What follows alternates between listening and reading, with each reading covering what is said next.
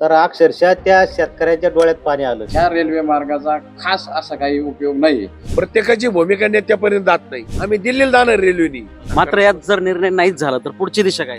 जरंग्याचा देव झाला. त्या रेल्वेचं लीक काढायला त्यांना 8-8 महिने लागले. या ट्रॅकला जेवढे शेतकरी त्या सगळ्यांचा 100% विरोधी. शेतकऱ्याचा बळीच म्हणलं काल आम्ही मुंबईला चर्चा करत असताना फुलतांब्याचे 10-15 जण लोक होते. त्याला जर विकास करायचा असेल तर शासनाने ना सगळ्या बाजूचा विचार करून. नमस्कार. नमस्कार. तुम्ही खर तर आपल्या आवाज जनतेच्या या युट्यूब चॅनलवर आपण माझा कट्टा, माझं गाव माझा कट्टा हा कार्यक्रम आपण दर शनिवारी घेतोय. आणि आज हे आपल्या कट्ट्यावर आलेत प्रगतशील शेतकरी सोपान काका दुशिंग, डॉक्टर पठारे साहेब, विलासराव ढोकणे, अनिलजी ढोकणे, राम दुशिंग, गोरक्षनाथ जुगे आणि आमचे पत्रकार मित्र लक्ष्मण पठारे. खरं तर शेतकऱ्यांची शेती म्हणजे हे त्यांचं जीवनच आहे. आणि हे जीवन ज्यावेळेस त्या जीवनावरून रेल्वे जाते आणि एक प्रकारे शेतकऱ्याची पिढीच उद्ध्वस्त होण्याच्या मार्गावर असते, तर त्यावेळेस शेतकऱ्यांच्या भावना काय असतात हे आपण आज जाणून घेणार आहोत सोपान काका दुशिंग आणि इतर शेतकऱ्यांकडून. तर काका नमस्कार. नमस्कार. आज आपण जी चर्चा करतोय की तुमची पिढ्यांचा जी शेती आहे का जी वडिलोपार्जित आहे, आजोबांपासून आहे आणि आज त्याच्यातून रेल्वे जाते, तर काय भावना आहेत तुमच्या नेमका? आता आमची भावना अशी, आम्ही जवळ 1 वर्षापासून लढत येत आहोत. बर. आणि आम्ही बरेच वेळेस अगोदर खासदार लंके साहेबाकडे गेलो. बर. त्यांना बरंच आम्ही निवेदन दिलं. प्राजात तनपूर यांना निवेदन देऊन आम्ही तहसीलदार मध्ये मोर्चा स्वरूपात त्यांना एक निवेदन दिलं. बर. त्याच्यानंतर अक्षयदादा कर्डीकडे गेलो, त्यांना एक निवेदन दिलंय. त्याच्यानंतर आता आमच्या इथं लोक यायचे अधिकारी लोक, त्यांच्या संग आम्ही विनंती केली का आमचं शेवटी हा जीवनाचा प्रश्न आहे. आमची बागायत क्षेत्र आहे, जाऊ नये म्हणून आम्ही पालकमंत्र्याला काल मुंबईला गेलो. मुंबईला जाऊन मुलाखत झाली. मुंबईला विखे पाटलांनी सांगितले की ही शक्यतो बंदच, माझा प्रश्न आहे म्हणे, मी शेतकऱ्याच्या पाठीशी खंबीरपणे उभा आहे, ही मी काही जाऊन देणार नाही. रेल्वेच्या अधिकारी संघ काल मुंबईला बैठक झाली. त्या बैठकीमध्ये आम्ही सर्व कार्यकर्ते होते. बामणी 2 गाड्या, उमरेचे 2, कोंढोळीचे, चांदवडचे लोक बरेच होते. मुळात हा रेल्वे मार्ग जो जातोय तर तो योग्य वाटतोय का तुम्हाला? नेमकं म्हणजे काही गरज आहे का त्याची? याची गरजच नाही. कारण इथं जवळच शिंगणापूर रोड आहे. किती अंतर आहे? 1 किलोमीटर अंतर आहे साधारण. अर्धा 1 किलोमीटर अंतर. म्हणजे प्रस्तावित जो रेल्वे मार्ग आहे त्यापासून जो रस्ता आहे तो फक्त 1 किलोमीटर अंतर आहे. त्याच्यानंतर आमचं ही बागायत शेती असल्यामुळे रेल्वे चालली. या रेल्वेचा काहीच उपयोग होणार नाही. कोणत्या कोणत्या गावांमधून शेती? हे चांदरवाडी, देसोंडी, उमरे, कोंढोळ, ब्राह्मणी, बस आता ती वंजरवाडी, सोनाई, पारशिना, हिंगोनी, कांगोनी, बरेच गाव आहे. बरेच शेतकरी आम्हाला भेटले. आम्ही सगळ्या शेतकऱ्यांना एकी करून आम्ही पुढल्या आठवड्यात नाही आमच्या रेल्वेचा प्रश्न मिटला तर आम्ही नगरला आंदोलन करण्याचे एक निवेदन देणार आहे साहेबांना. आणि पुढच्या आठवड्यात आम्ही निवेदन देऊन आंदोलन करणार आहे. अच्छा, आंदोलनाची भूमिका तुमची आहे. आंदोलन डॉक्टर साहेब, शेती बोला. शेती म्हणजे फक्त शेतीच नाही तर त्यासोबत आपल्या आठवणी पण आहेत. तर कसं बघताय तुम्ही त्याच्याकडे? आता साहेब, विषय असा आहे, एक तर बेरोजगारी भरपूर प्रमाणात वाढली. तरुणांना रोजगार नाही. त्यात शेतीवरती, एक तर खेडेगावात शेतीवरती उपजीविका चालत असते. आपल्या भागात आता मीच घ्या, मला जवळपास 3 एकर क्षेत्र आहे. 3 एकर मधून जवळपास 2.25 एकर माझं जात आहे. 10-5 गुंठे शिल्लक राहील. मी काय करायचं हा प्रश्न माझाच नाही तर इतर शेतकरी भरपूर माझ्यासारखे शेतकरी एक अल्पभूधारक आहे, त्यांची शेती सपोज एखाद्याची 48 गुंठे 46 गुंठे जाते, ते 2 गुंठे राहतात. समजा सर्वसाधारण तरुणांना एक तर रोजगार नाही, बरोबर, त्यात आपले बागायत भाग आहे, बागायत भागात ती शेती जाते. त्याच्यामुळे आमचा पूर्णपणे ह्या गोष्टी विरोध आहे. पालकमंत्री साहेबांना आम्ही लोणी ते त्यांच्या जनता दरबारामध्ये भेट घेतली. त्यांनी आम्हाला सांगितलं की मुंबई येथे रेल्वे अधिकारी यांच्याशी आपण मीटिंग ठेवतोय. मग तिथं आल्यानंतर तुमच्या समस्या आपण त्यांना सांगू. पालकमंत्र्यांनी काल विलासराव आपण पण होतात मंत्रालयात पालकमंत्र्यांसमोर झालेल्या बैठकीत. तर नेमकं काय घडलंय त्या बैठकीत? काय निर्णय झालाय का? कालच्या मीटिंग मध्ये असं ठरलं, मंत्रालयात जी मीटिंग झाली त्यावेळेस नामदार राधाकृष्ण विखे यांनी शेतकऱ्याच्या बाजूने खंबीरपणे उभं राहील असा अच्छा. शब्द दिला. रेल्वेच्या अधिकाऱ्यांना त्यांनी रेल्वेचा हा जो ट्रॅक आहे याच्या विरोधात म्हणजे मी शेतकऱ्याच्या बाजूने उभं राहील असं सांगितलं. कारण या अंतर कमी आहे, हा बागायत पट्टा आहे. एक तर राहुरी तालुक्यातल्या बऱ्याचशा शेत्या कृषी विद्यापीठात गेलेल्या आहेत, के रेंज मध्ये गेलेल्या आहेत बरोबर. आणि या तालुक्याची पश्चिम बाजू अक्षरशः उद्ध्वस्त झालेली आहे. पूर्वेचा जो बागायत पट्टा राहिला त्यात जर या रेल्वेचा भाग जात असेल तर ते शेतकरी अक्षरशः उद्ध्वस्त होईल आणि त्यांच्या बाजूने लढण्याचं काम मी करील असं काल नामदार साहेबांनी सांगितलं. त्यामुळे शेतकऱ्याला बऱ्यापैकी समाधान वाटलं. अनिल राव, काय होतंय का राहुरी तालुका मुळा धरण असेल, के रेंज असेल, विद्यापीठ असेल, का ज्या ज्या ठिकाणी शेतीची गरज आहे त्या ठिकाणी दातृत्वाला कायम त्याचाच बळी दिला जातो. आता पुन्हा रेल्वेचा हा आपल्या मानगुटीवर हे जो प्रश्न आलाय तर त्याकडे एक युवा म्हणून कसं बघताय तुम्ही? हे बघा, ज्यांच्या जमिनी या रेल्वेत चालल्यात त्या दृष्टीने जर बघितलं तर नगर मनमाड हायवे पासून शनी शिंगणापूर अक्षरशः 10 ते 15 किलोमीटर अंतरावर आहे आणि त्यासाठी एक 10 ते 15 किलोमीटरचा रेल्वे ट्रॅक टाकणं हेच मुळात चुकीचं आहे.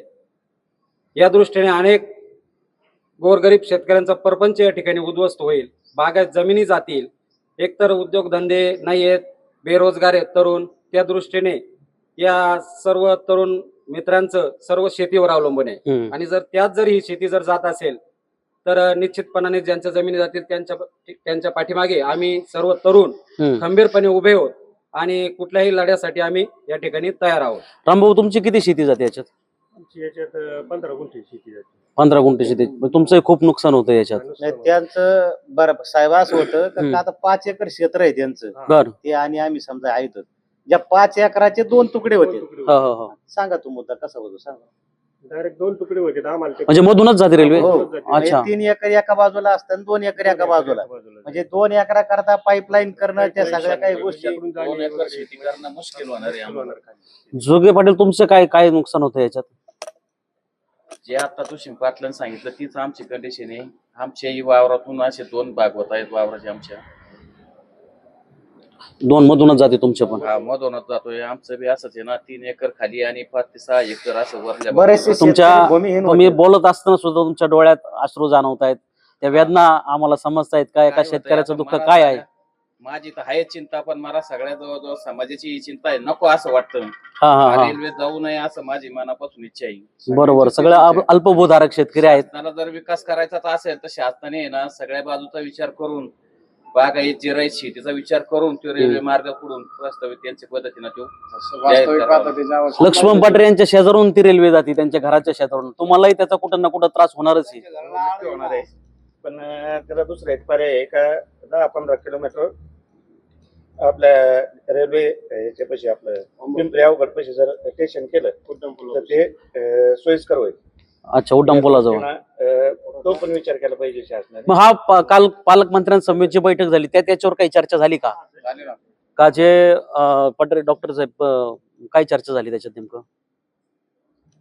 त्यांच्या निदर्शनात आणून दिला आणून द्या. माननीय पालकमंत्री साहेबांनी ह्या सगळ्या बाबी रेल्वे अधिकाऱ्यांशी त्यांच्या निदर्शनास आणून दिल्या आणि स्पष्ट सांगितलं का ह्या रेल्वे मार्गाचा खास असा काही उपयोग नाही. ऑलरेडी इथनं नॅशनल हायवे जातोय देवस्थानचं, त्याच्यामुळे मग ह्या रेल्वे मार्गाला आपला विरोधच आहे ना, आपण होऊन देणार नाही. स्पष्ट भूमिका पालकमंत्री साहेबांनी घेतलेली आहे. काका, शेवटचा प्रश्न आहे का विकासाच्या नावाखाली का खरोखर इथं शेतकऱ्यांचा बळी दिला जातोय का? शेतकऱ्याचा बळीच म्हणलं चालन. काल आम्ही मुंबईला चर्चा करत असताना फुलतांब्याचे 10-15 जण लोक होते. ती म्हणे आमच्या गावातून रेल्वे गेली कारण आमचं पाईपलाईन फुटली म्हणे. 1 वर्षापासून पाईपलाईन सुद्धा जुळून देत नाही आणि कडाने कंपाऊंड केलंय. आम्हाला तिकडला दगड इकडे टाकता येत नाही, तेव्हा फार अवघड आहे. तेव्हा आपले जेवढे 75-80 लोक गावातले सगळ्यांनी हरकती घ्या.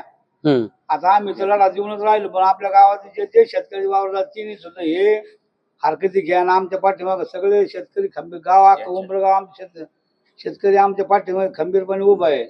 इथून पुढं सगळ्यांनी हरकती घेऊन आपल्याला आता पुन्हा मुंबईला एक बैठक लावणार पुढल्या 15. अच्छा, ती कधी बैठक आहे? ती काही तारीख ठरली त्याची? काही तारीख नाही ठरली, तारीख ठरून आता.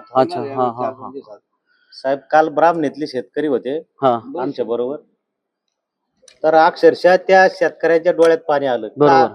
तर ते शेतकरी अक्षरशः भूमिहीन होते. काही 20 गुंठे जमीन आहे. हम्म, ते हम्म. म्हणे आम्हाला उभा राहायला नाही, तुकडे नाही, काहीच राहत नाही. असे शेतकरी आहेत का ज्यांचं काहीच शिल्लक राहत नाही. त्या शेतीवरती हम्म, हम्म, पूर्ण आणि निर्भर आहे. ह्या ट्रॅकला जेवढे शेतकरी त्या सगळ्यांचा 100% विरोध आहे. कारण सगळा बागायत पट्टा आहे. त्यामुळे सगळ्यांची एकच इच्छा आहे का हा रेल्वे मार्ग गेलाच नाही पाहिजे, थांबला पाहिजे. या लढ्याकरता सगळ्या शेतकऱ्यांनी साथ दिली पाहिजे, एकत्र आलं पाहिजे. बरोबर. हा फक्त शेतीचाच प्रश्न नाही राहिला, हा सामाजिक प्रश्न पण झालाय. कारण शेती असल्याशिवाय मुलांचे लग्न होत नाही का. कोणाही मुलीचे जे वडील आहे ते विचारतात मुलाला शेती किती, आणि जर अल्पभूधारकांची शेती गेली तर त्यांची पुढच्या पिढीचं सुद्धा नुकसान होणार का काय? आज असं झाले, आमच्या गावामध्ये जवळजवळ 1,500 पोरं बिगर लागणे का राहिले असतील. बर. कारण प्रत्येकाला 2 ते 2.5 एकर जमीन आहे. आणि कुठलाही पाहुणा आला का 5 एकर जमीन पाहिजे. आता मला 5 एकर जमीन आहे, त्याच्यातून 2.5 एकर जमीन माझी चालली. मला 2 नातू आहे. बर. पुढं कसं व्हायचं बुवा? त्याच्या हेतून आम्ही सगळ्या गावाला हा प्रश्न मानला, बाबा रेल्वे काही झालं ते बंद झाली. मग आम्ही लंके साहेबाकडे गेलो, त्यांनाही प्रश्न टाकला. तिने आम्हाला हिरो खांदी दिला. ते म्हणे मी तुमच्या पाठीशी आहे, काहीच काळजी. प्रदार तनपुरे म्हणे मी तुमच्या पाठीशी आहे. हम्म, हम्म. आम्ही इथं कोणतंही राजकारण घेतलं नाही, काहीच नाही. आम्ही सर्व पक्षीय हम्म, हम्म. सर्व मत एक करून आम्ही हालाला चालू केलेलं आहे. काल पालकमंत्री संघ मुंबईला बैठक लावली तरी आम्ही गेलो. कारण कुठला पक्ष नाही का, आम्ही बरोबर. सर्वसामान्य शेतकरी आहोत. जाऊ नये म्हणून आमचा लढा असा उभा राहणार आहे. तेव्हा तुम्ही आता सगळे जे जमलेत असे येऊन पुढे आमचे मुलाखती घेत राहा. आम्ही ते वेळोवेळी जे प्रश्न विचारतात ते आम्ही सांगत राहू. हो, हो, कारण हो. आम्ही सुद्धा सगळे तुमच्यासाठी गावासाठी आम्ही लढू शकतो. कोणताही प्रश्न असला तर आम्हाला विचारा. तिथून पुढे आम्ही असंच तुम्ही मुलाखत घेत राहा. बोला डॉक्टर. खरं तर आज आपल्याला शेतकऱ्यांच्या भावना समजल्या की रेल्वे मार्ग हा शेतकऱ्यांचा फायद्याचा नाही तर त्यांचा बळी घेणारा आहे, त्यांच्या पुढच्या पिढ्यांसमेत. तर काय घडले? काल आम्ही ब्राह्मणी, उमरे, पिंपरी अवघड, देसवंडी, तांदुळवाडी आणि रावरी स्टेशन या परिसरातून प्रत्येक गावातून शेतकऱ्यांचे नेते असतील, काही समाजसेवक असतील, काही आमचे पत्रकार मित्र असतील, त्याचबरोबर सर्व शेतकरी असतील, या सर्वांची मीटिंग आपल्या जिल्ह्याचे पालकमंत्री तथा जलसंपदा मंत्री माननीय नामदार राधाकृष्णजी विखे पाटील यांनी मीटिंग लावली होती. कालच्या अगोदर मी याच्या अगोदरच्या मीटिंगला नव्हतो, पण लोणी येथे आमच्या शेतकरी बांधवांनी पालकमंत्री साहेब यांची भेट घेतली आणि त्यांनी पण एक पोटतिडकीचा प्रश्न म्हणून अर्जंट मुंबई येथे मंत्रालयात काल मीटिंग लावली होती. आणि त्या मीटिंगसाठी आदरणीय आमचे मित्र माजी संचालक उत्तमराव नाना म्हशे असतील, त्याचबरोबर ब्राह्मणीचे तरुण होतकरू ज्यांनी सरपंच पद भोगला असे सुरेशराव बाणकर असतील, उपसरपंच महेंद्रराव तांबे असतील, त्याचबरोबर रावरी दूध संघाचे अध्यक्ष तानाजीराव धासाळ पाटील असतील आणि आमच्या उमरे इथून असंख्य शेतकरी असतील. आम्ही सर्वजण काल मुंबई येथे गेलो आणि तिथं आपल्या रेल्वेचे महाराष्ट्राचे प्रमुख अधिकारी वर्ग असे यांची तातडीची मीटिंग लावली. आणि त्या मीटिंग मध्ये आम्ही शेतकऱ्यांनी प्रत्येक गावाच्या आम्हाला 2-2 जणाला त्यांनी समस्या मांडायला लावल्या. त्याप्रमाणे आम्ही प्रत्येक गावाच्या 2-2 लोकांनी समस्या मांडल्या शेतकऱ्याच्या विषयी. आज जे रावरी शनी शिंगणापूर येथे रेल्वेचा प्रस्तावित हा जो महामार्ग होत आहे, संपादक साहेब तुम्हाला जर सांगायचं जर ठरलं काल ज्यावेळेस आम्ही त्या व्यथा फुलतांबा असेल, त्याच्यानंतर शिर्डी असेल, इथल्या शेतकऱ्याच्या बी काही व्यथा होत्या. तिथं रेल्वेचं आता नवीन रेल्वे झालेली शिर्डीला आलेली, आणि त्या लोकांच्या समस्या ऐकल्यानंतर आम्हाला इतकं वाईट वाटलं. अजून तर आमच्याकडे रेल्वे जायची, आणि त्या रेल्वेच्या समस्या अशा होत्या की जर लोकांना वाटतंय माझ्या शेतकरी बांधवांना फसवून राहिले का बा असे पैसे येतील, त्याचे 3 पट येतील, 4 पट येतील, हे सेंट्रल गव्हर्नमेंट आहे. सेंट्रल गव्हर्नमेंट काय इतकी रक्कम देत नसते, आणि पैसा हा संपून जाणार आहे. पण शेवटी ही शेतकऱ्याची जी जमीन आहे, आज शेतकरी म्हणजे काळी आई म्हणजे आपण आई ठरवितो, आणि शेतकऱ्याची ही जी जमीन आहे ही मिळणार नाही ना. सगळे मिळेल, पैसा मिळेल, सगळे मिळेल. आज आमच्या बरोबर असे काही कार्यकर्ते होते शेतकरी, त्यांना 2 एकर जमीन, 2 मुलं, आणि जे क्षेत्र आहे 2 एकर, त्या 2 एकरामधून त्यांची रेल्वे जायची. 2 एकरामधून गेल्यानंतर ती काही मधूनच नाही जायची ना, ती कोणी करून जायची. मग त्याच्यातून काही क्षेत्र 20 गुंठे थोडीशी लंगुटी या बाजूला राहील, पण त्या बिचारीची जमीनच गेली ना, तिचा फायदा नाही ना. 10-20 गुंठे जरी राहिली काय शेती करू शकत नाही. आणि आज जे लोक आहेत आपल्या शेतकऱ्यात एकही नाही. आज जे समजा रेल्वे शनी शिंगणापूरला जायची म्हणल्यानंतर पिंपरी अवघड जाऊ पासून इकडे जायची, बरोबर, याच्या पलीकडचे लोक आहेत, यांच्या समस्या इतका अवघड गंभीर आहे. तिथं लोकांनी व्हिडिओ आणि फोटो दाखवले. पलीकडच्या म्हणजे ज्यावेळी आडवी रेल्वे जाईल याच्या पलीकडचे लोक जे आहेत त्यांचे रोडचे पलीकडचे शेतकरी यांची इतकी भयान परिस्थिती होणार आहे. जिची जमीन जाणार आहे ना त्याच्यापेक्षा हाल त्या लोकांचे जास्त होणार, सर्वांचं नुकसान. सर्वांचं नुकसान.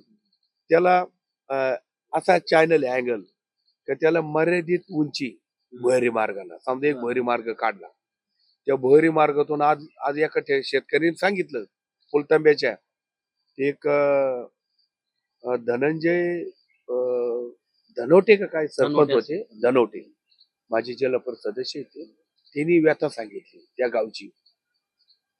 ज्या भुयारामधून ज्यावेळेस त्या शेतकऱ्याचं ट्रॅक्टर भरून चाललंय आणि ते वर गुतल्यानंतर त्याला टायरातली हवा सोडावं लागली आणि ते ट्रॅक्टर उडून काढावं लागलं. अजून दुसरी व्यथा अशी सांगतो तुम्हाला, शिर्डीचे बरेचसे शेतकरी होते, ज्या वेळेस शेती आधी त्यांनी सायपण केलेली, मग ती सायपण खालून जमिनीतून असल्यामुळे वरून रेल्वे गेली, त्या रेल्वेचं लीक काढायला त्यांना 8-8 महिने लागले.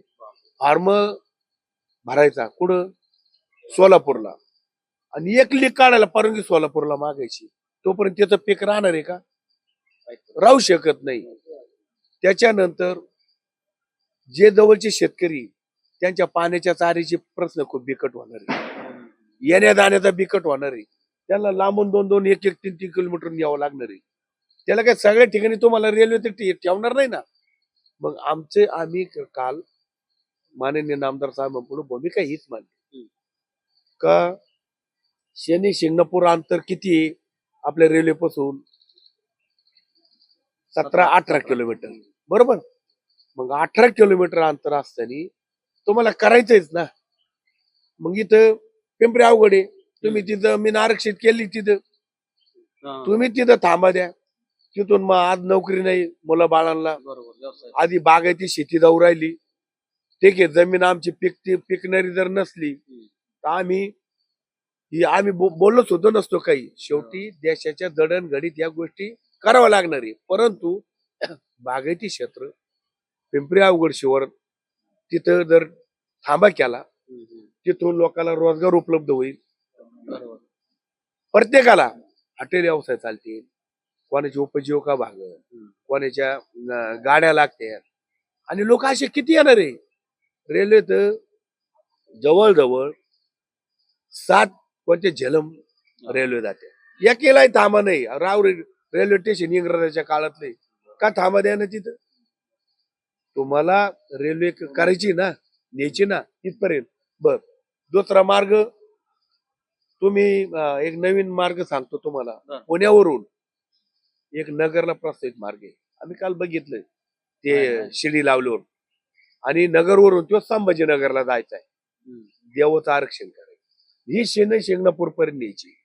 तो पण मार्ग शनी शिंगणापूरच्या पलीकडच्या साईडनं आमच्या ते बांधकरच्या वस्ती आहे ना तिथून जायचं. आम्ही बघितलं ते काल त्याचा बरोबर. डेटा. तो पण संभाजीनगरला जायचा. देवगड असा काय असेल अच्छा. ठीक आहे. आपण त्याला आपण म्हणत नाही ही इकडून न्यायची ती तिकडून न्यायची. आणि तुम्हाला सांगतो शेदोळ साहेब, ह्या राहुरी तालुक्यात याला वाली कोणी राहिलं. विद्यापीठ मध्ये 9,000 एकर जमीन गेली. केकेरियन मध्ये 7,000 एकर का काय मी ऐकतोय हो, बरोबर. जाऊ राहिली. आता नवीन अजून माझ्या शेतकऱ्याला माहिती नाही. पलीकडच्या साईडनं आम्ही फक्त वाचतोय, व्हिडिओ बघतोय. तिकडे काय 4 का 5,000 एकर जमीन दारू गोळा याच्यासाठी काहीतरी ती आरक्षित करायची. चालू आहे. बरोबर. बर मग आज सर्व्हिस नाही, कारखाना बंद पडलाय, परिस्थिती सगळी अवघड आहे, रोटी नाही. आणि जर एवढी जमीन गेली, मुळा धरण, मुळा धरणात कित्येक तरी लोकांची जमीन गेली. अजून त्या लोकांना जमीन संपादन पुनर्वसन नाही झाल्यापासून पुनर्वसन त्यांचं झालं नाही. तिथं माझा शेतकरी लढतोय. मग एवढी जर जमीन जात असताना तुमचा ह्या रेल्वे करता अट्टहास का कशा करता? त्या बैठकीत काय ठरलं? बैठकीत माननीय नामदार साहेबांनी त्या बैठकीत अजून 2 आपल्या जिल्ह्यातले आमदार पण होते. एक संगमनेरचे खताळ साहेब, अमोलराव खताळ साहेब. आणि आम्ही पहिल्यांदाच बघितलं. आम्ही काय बघितलं आम्हाला नंतर सांगितलं हे आमदार आहेत म्हणून. आमची काय ओळख नव्हती. दुसरे आपल्या सोनईचे विठ्ठलराव लंगे पाटील हे पण होते. आम्ही त्यांना सुद्धा सांगितलं हा प्रश्न तुमच्या पण तालुक्यातला आहे. आम्ही याच्या राजकारण म्हणून नाही बघत. आम्ही सर्व नेते पक्षवीर आहेत. या जिल्ह्यातील सर्व माजी आमदार, खासदार, या जिल्ह्यातील जेवढे पदाधिकारी एवढ्याला भेटणार आहोत. आम्ही अनेक जणांना भेटलोय, आमदारांना भेटलोय, खासदारांना भेटलोय, नामदार साहेबांना काल भेटलो. तिने आमचा पोटतिटकीना विषय लगेच 2 दिवसात मिटिंग लावून अधिवेशन चालू असताना सुद्धा त्यांनी आम्हाला 2.5 तास वेळ कशाला म्हणतो, 2.5 तास आमच्याशी चर्चा केली. आणि उद्या काही हो शेवटी आबा शेतकरी सायरा वायरा बाहेर झाले. प्रत्येकाची भूमिका नेत्यापर्यंत जात नाही. परंतु तिने सांगितलं की मी माझ्या शेतकऱ्यांच्या पाठीशी उभा राहणार आहे. तिने तालुक्याची भौगोलिक परिस्थिती सांगितली, कशी जमीन गेली, किती गेली. पण आता हे रेल्वे करू नका. आता आम्ही त्याला अजून आम्हाला मुख्यमंत्री साहेबांकडे जायचंय. आम्ही लढा थांबणार नाही. आता आमची स्वपन काका दुसऱ्याच्या मार्गदर्शनाखाली आम्ही लढतोय. मला जरी काही वेळ नाही मिळाला, आमचे अनेक जण आहे, एकच नाही म्हणजे सांगितलं तुम्हाला. बैठक सकारात्मक झाली. बैठक 100% आम्हाला वाटतं. मात्र यात जर निर्णय नाहीच झाला तर पुढची दिशा काय? आमची पुढची दिशा अशी, आम्ही आता आमचे शेतकरी आता काय झालं, छत्रपती जलमला पाहिजे दुसऱ्याच्या घरात. ही शेतकऱ्याची भूमिका आहे ना काही. आणि काही यांना वेगळे सांगणारे. म्हणून आमची भूमिका अशी, आम्ही थोड्या दिवसात आम्ही दिल्लीला जाणार रेल्वेनी. हो, आमची तयारी सगळी झाली. चलो दिल्ली. आणि गोपनीय सांगायचं नाही आम्ही दिल्लीला जाणार आहे. पुढे आम्ही तिथलं पण विरोधी पक्ष असतील, सत्ताधारी पक्ष असतील, आम्ही शेतकरी तिथं लढा देणार आहे. आणि तुम्हाला कोण सांगतं लढा कसा होता? जरांगे पाटील कोणाला माहित होते का? याच्यात जरांगे कोणाला माहित होते का? जरांगे पाटलांनी प्रश्न उचलला, जरांगेचा देव झाला.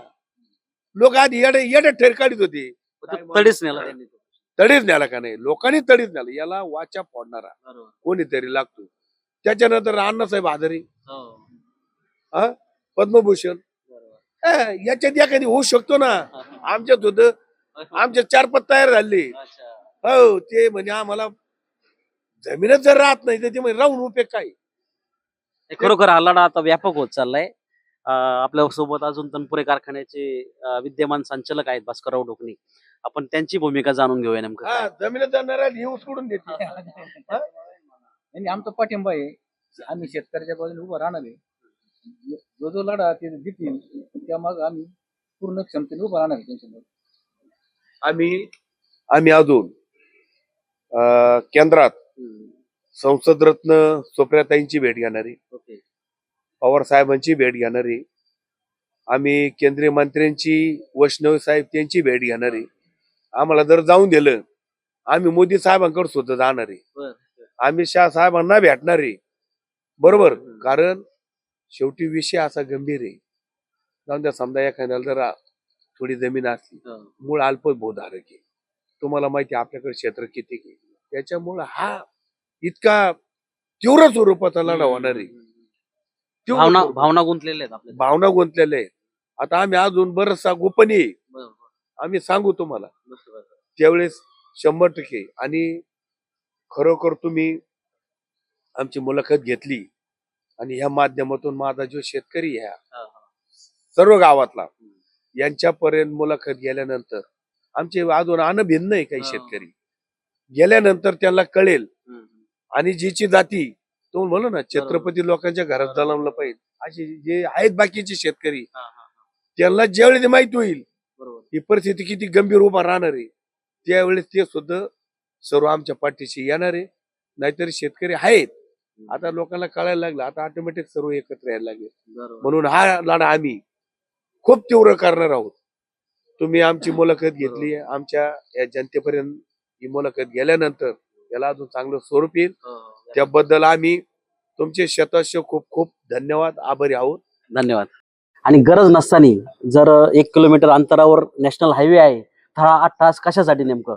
कालच्या पालकमंत्र्यांच्या बैठकीत खरोखर शेतकऱ्यांच्या चेहऱ्यावर समाधान दिसलं आणि आता कुठंतरी हा प्रश्न मार्गी लागल असं त्यांनाही जाणवू लागलं. मला वाटतं का रात्री सगळ्यांना चांगली झोप आली असेल आणि यापुढेही तुमचा हा जो प्रश्न आहे लवकरच मार्गी लागेल अशी आपण अपेक्षा करूया. आणि आपण आलात त्याबद्दल धन्यवाद. थँक्यू. आवाज जनतेचा, लढा सर्वसामान्य जनतेच्या न्याय हक्कांसाठी.